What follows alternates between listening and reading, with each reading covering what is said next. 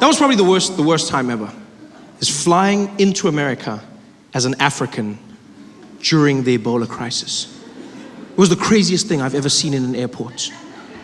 You'd walk in, there'd be tension, they'd usher everybody into a special quarantine area, ask you questions that they don't normally ask. The number one question they always ask was, "Sir, have you been in contact with Ebola?"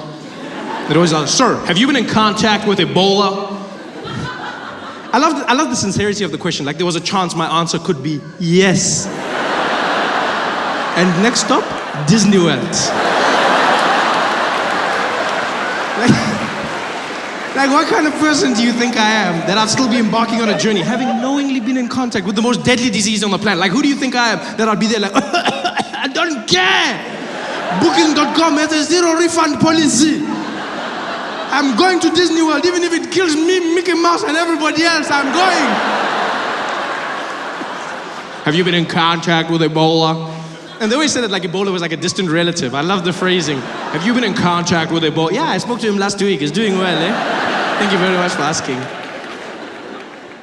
Ebola made flying a nightmare.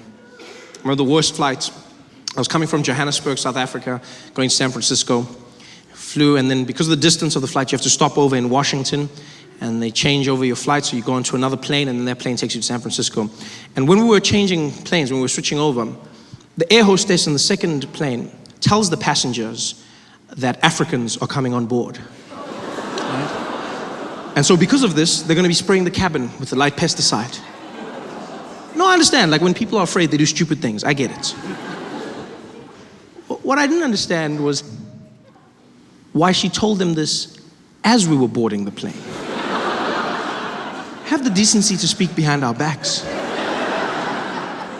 Because we were walking onto the aircraft, and she takes her little microphone, she goes, "Ladies and gentlemen, please note we have some passengers joining us on a South African flight. They're coming from Africa. If everybody could please stay in their seats as these passengers find their place. We're going to be spraying the cabin with a light pesticide due to the Ebola crisis. And feel free to cover your nose, eyes, ears, and mouth. The pesticide shouldn't be harmful, but it may be. So if everybody would just cover up, and we'll be coming down shortly as everybody takes their place. Thank you very much." She says this as we board the plane. This is our introduction. Ebola crisis. And we're there like, hello, hello, hello, hello, hello, hello, hello. Do you know how hard it is to find a seat in a plane with people that think you're bringing them death? Do you know how hard it is? Like you're sitting there and everyone you go, it almost felt like that scene from Forrest Gump. Like as I'm walking down the plane, people are like, you can't sit here. No space. You're just walking down trying to find your Jenny. Finally, everyone's seated. We take off. Plane heads out to San Francisco. And it was by far the most tense flight I have ever been on. I coughed once. The plane shook. It wasn't even a bad cough. It was just like a little tickle. I was just like, the guy opposite me was like, "Ebola! Ebola!" I was like, "Yo, dude, calm down, man. Calm down. It's just AIDS. You're safe, buddy. Calm down. It's okay." Everyone was so stressed. The plane was tense. No one wanted food nor snacks. We finally land at the airport. The plane is taxiing to the gate, and everyone was waiting for that seatbelt sign to go off. Everyone was just, like it was more than normal, because already, I never understand why people are in a hurry on a plane to get out of their seat, like, because you can't go anywhere. Whenever a plane lands, everyone's just like, come on, come on, come on. You can't go, you're gonna go there. That's where you literally go there. It's like, come on, boom, yeah. You can't, I don't understand why people are in a hurry to go. You know who's even worse? The people at the window. You have no right to be in a hurry. You're sitting there like, come on, come on, come on, boom, yeah. Oh, that's good, yeah. Yeah, pass me my luggage. Pass it to me now, right now, yeah. I'm glad I didn't sit down for 2 more minutes. This is much more comfortable. Just stay in your seat, just wait. Ebola made it worse, 100 times worse. You know, because now everyone wants to get out of the plane. Coughing, sneezing, you can feel the tension. And as we're about to leave, the air hostess comes back on the PA and she goes, "Ladies and gentlemen, back in your seats, please. Everybody back in your seats. Unfortunately, right now, we have a health and safety official that needs to come on board just to make sure that everything is A-okay due to Ebola. We're just going to make sure that everything is fine. So please stay in your seats, ladies and gentlemen. Again, apologies for the delay." She says this, and then this man comes on, a health and safety official, right? And he has with him a list of all the African passengers and a thermometer, right? A digital laser thermometer. And he comes on, and his job is to scan all the African passengers and get their temperature. And I think the way it works is like, if you're very hot, then you've got Ebola, right?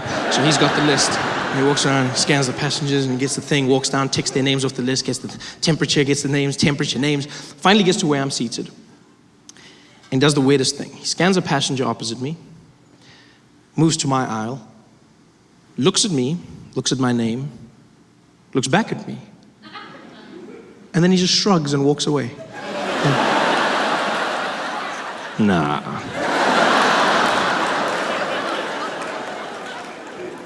Almost as if I wasn't African enough.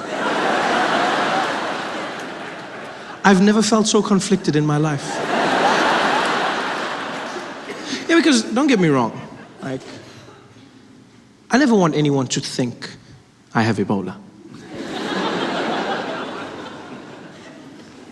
But I also don't want anyone to assume that I can't have Ebola.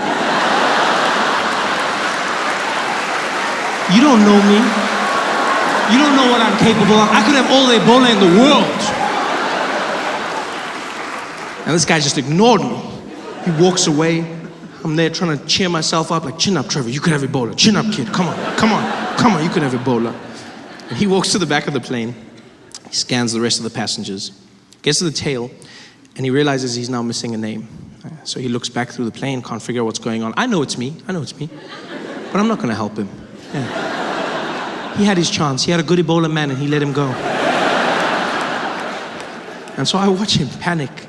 And as he panics, the air hostess comes back down the plane. She goes, hey, what's going on? I need to get the people out of here. He goes, yeah, I know, I got a problem on the Ebola list. I can't figure out where the passenger is. And she's like, yeah, I gotta get the people out. He's like, look, I know, this is killing me as well, but I just gotta figure out. She's like, yeah, if I don't get them out, I'm dead. I gotta get the people going. It's like, yeah, I know, just calm down, just give me a second. And now you can feel the tension building in the plane. People start whispering, there's murmurs going around. Because some people are hearing pieces of the conversations, like broken telephone as it goes down the plane. All they're hearing is, yeah, Ebola, killing me, people. She's like, yeah, dad, everybody out of here, dad. And it's like you feel the tension. People start looking at each other. The guy opposite me didn't even hide it. He was like, it's you, Ebola, it's you. I was like, dude, I do not have Ebola. Stop saying that. Stop saying. He's like, it's you, damn it, it's you. I'm busy coughing. I was like, if you don't shut up, I'll cough on you. I'll cough on you now. And he's like, what? I was like, I'll cough. He's like, what? I'll kill you. I was like, I'll kill you first. He's like, "Ah!" Everyone in the plane starts losing. The people are going crazy. Everyone is stressed. People want to leave. In the middle of the chaos, in the midst of all of this, I'll never forget a Middle Eastern man, maybe 4 rows behind me, dressed in very traditional garb. He stands up and he sticks his head into the conversation being had between the air hostess and the safety official. And he goes, excuse me, pardon me.